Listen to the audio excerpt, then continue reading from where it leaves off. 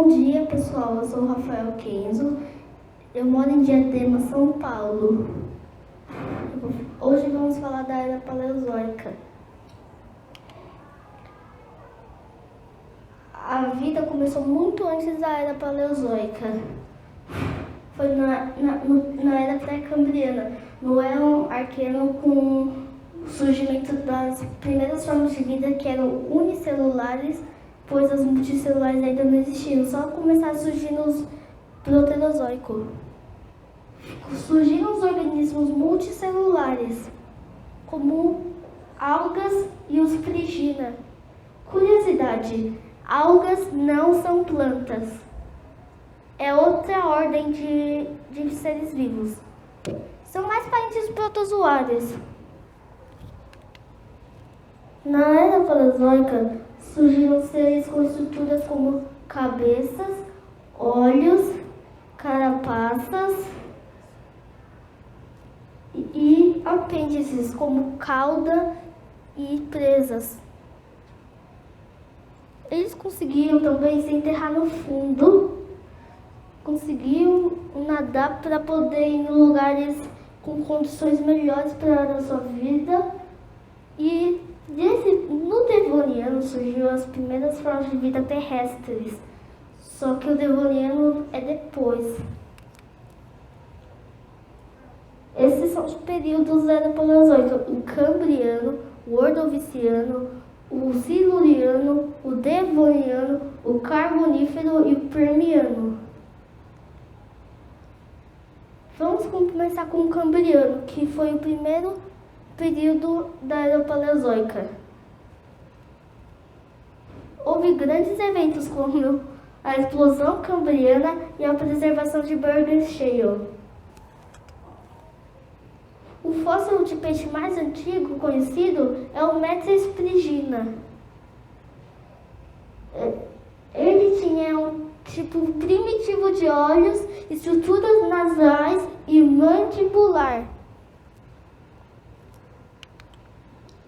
Esse daqui é o Anomalocaris, um predador de topo para sua época. Tinha 1 metro de comprimento e usava seus apêndices para capturar presas como o trilobita, o opabínia, o Metres prigina, o picaia, o Raicoichthys e etc. Comia animais com carapaça dura, como o trilobita. Esse daí é o trilobita, um fóssil guia, usado para determinar a idade da pedra. E ficou abundante desde o Cambriano até o Permiano. Fatos curiosos. Ele se defendia virando uma bola como um tatu de jardim. Mas nem todos os tatus de jardim viram bola. Alguns correm super rápido e outros não. O Isoplosex tinha 70 centímetros de comprimento e 40 centímetros de altura. O picaia é um dos primeiros peixes com tipo de coluna vertebral, uma coluna vertebral primitiva. Isso ajudava na locomoção dele. O opabínia é um animal da classe Dinocarididae, da mesma família do Anomalocaris. Ele tinha um probóscide ao invés de presas para capturar presas de corpo mole, como o picaia, o Metres prigina e outros de sua espécie. O Ordoviciano teve um grande evento de biodiversidade. Teve também o surgimento de animais gigantescos, maiores que o Anomalocaris e filtradores. Um exemplo de animal gigante é o Ortocone, um molusco predador com até 8 metros de comprimento. Usava seus tentáculos para captura de presas e locomoção. O Aegirocassis é um dinocaridídeo com 2 metros de comprimento que foi descoberto em 2016. E era um filtrador. também. Existem exemplares de animais filtradores até hoje, como o tubarão frágil, tubarão-baleia e algumas baleias, os misticetos. Só que o Argyrocastes é o mais antigo entre eles, conhecido.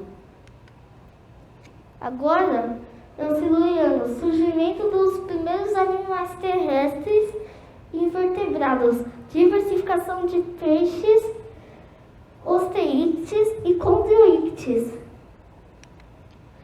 Esse é o Vontroscorpio, um escorpião gigante de 2 metros. 2 metros. Pra quem não entendeu. Só que isso daí não é pra ser cômico, não. E se o escorpião atual já é ruim, imagina um Brontoscórpio. Esse é o gênero Euripteris, os predadores de topo do Siluriano. Caçava Brontoscórpios, como essa imagem. E também era chamado popularmente de escorpião marinho, embora não sendo escorpião. Devoniano, conhecido também como a Era dos Peixes. Grande diferenciação dos peixes de água doce e salgada. Surgimento dos tetrápodes, como nós, animais com 4 membros, tirando a cabeça e a cauda, apesar de os humanos terem coques, só que conta como um membro também. Esse é o Dendrocetus, um predador de 9 metros de comprimento e pesava 2 toneladas. 4, quer dizer. Ele era um placodermo, peixe com placas ósseas robustas no crânio e tórax, sem dentes. Isso que parece dentes, na verdade são ossos. É o primeiro fóssil com fertilização de vivíparo. É um fósseis machos com clasper e fósseis femininos com embriões fertilizados. Cladocelache, peixe cartilaginoso marinho sem clasper. Um peixe cartilaginoso geralmente tem clasper, só que esse é uma exceção. Xenacanthus, um peixe cartilaginoso de 2 metros de comprimento e que originou os tubarões de água doce. O Tiktaalik é um fóssil de transição entre tetrápodes e peixes. O primeiro peixe a sair da água e se locomover na terra, como os saltadores de lodo. As nadadeiras dele eram robustas e musculosos, ajudavam ele a caminhar na terra, e conectados à coluna através de escápula e osso pélvico, permitindo a sustentação do seu peso. Uma característica marcante era espiráculos e olhos apontados para cima, cujo ajudava na visão fora da água. E também a respirar fora da água, pois ele tinha um tipo de pulmão primitivo. Ele era o ancestral de todos os anfíbios, répteis, mamíferos e etc.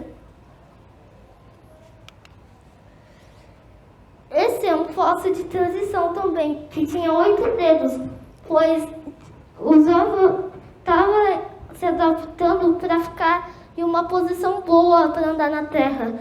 O nome da espécie é Acanthostega. Esse é outro fóssil de transição com 7 dedos, o Ichthyostega. Também tinha um tipo de escápula bem desenvolvida. Esse daí é o mais próximo de animais da vida real, o Tulerperton. Tinha ossos bem formados do corpo para se locomover na terra. Mas apesar disso, esses fósseis de transição permaneceram um grande tempo na água. O Carbonífero foi o período do gigantismo e surgimento dos insetos voadores como o Meganeura. Também surgiu o Edafossauro nessa época. Ele tem uma vela óssea no corpo que ajudava a regular a temperatura do corpo, embora debatido pelos cientistas. E também ele era um sinápsido, não um réptil. Ele é um ancestral dos mamíferos. Dá pra ver isso? Uma espécie de miriápode enorme, o Arthropleura, tinha 2 metros de comprimento. Conseguia bater de frente com predadores enormes, com suas mandíbulas. O Permiano, o último período da Era Paleozoica. Diversificação de répteis gigantescos e anfíbios de água doce. É por isso que os sapos não sobrevivem em água salgada. Os anfíbios gigantes em água doce, por exemplo, o Rhinesuchus, o Beelzebufo e etc. Artrópodes imensos e também tubarões primitivos e moluscos como os atuais. Um outro sinápsido que também tinha uma vela óssea é o Dimetrodon, caçava Edaphosaurus e todas as presas que ele conseguia abater. O anfíbio Rhinesuchus competia com outras espécies como o Dimetrodon, Proterosuchus e Gorgonopsids. Esse é o Gorgonopsid. Ele é um predador descendente do Dimetrodon e também era um caçador muito ágil, devido que ficava numa posição mais ereta. Também houve a tragédia conhecida como a mãe das extinções, a extinção do Permiano/Triássico. Um jogo muito interessante que eu tenho é o Life on the Earth, um jogo 2D que fala da evolução e você consegue evoluir seres vivos desde o zero. Isso daí é como funciona um ovo por dentro, principalmente uma miniota. Isso daí é um fóssil de uma espécie de trilobita, o Olenoides. E também uma tartaruga nascendo, pois ela é uma miniota.